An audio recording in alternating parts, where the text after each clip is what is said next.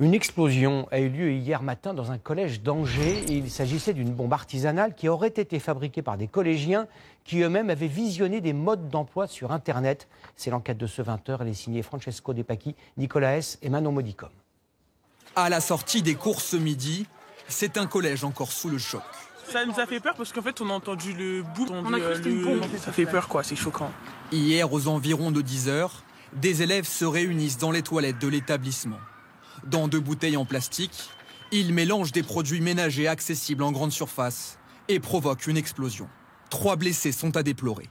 D'après plusieurs sources, les élèves auraient tenté de reproduire une vidéo virale trouvée sur le réseau social TikTok. Malheureusement, on trouve beaucoup dans les réseaux sociaux, que ce soit sur YouTube, sur TikTok, la façon de confectionner ce genre d'articles explosifs, sans mesurer la conséquence des actes, parce que ça aurait pu être beaucoup plus grave. En effet, ces vidéos sont facilement accessibles sur Internet. Elles sont présentes en nombre sur TikTok. Si on est jeune, innocent, qu'on est influençable très facilement, qu'on est mal informé, on peut facilement se dire « ouais, c'est une bonne idée, tiens, je vais le faire ». Alors qu'en fait, ça peut être très dangereux et si on est mal informé... Du contenu dangereux et souvent viral. Dernier exemple en date, un challenge inspiré du rappeur Jul. Ces adolescents imbibent leurs doigts de gel hydroalcoolique avant de les approcher d'une flamme.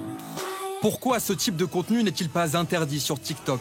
Contacté, la plateforme assure faire le nécessaire. Nos équipes de modération travaillent en permanence pour identifier et supprimer ces contenus en s'appuyant sur des technologies avancées. Les techniques de contrôle varieraient fortement d'une plateforme à l'autre.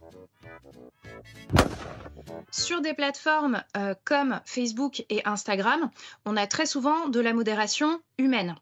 Alors que sur des plateformes comme TikTok ou X, anciennement Twitter, la modération est plutôt automatique et donc l'algorithme est faillible.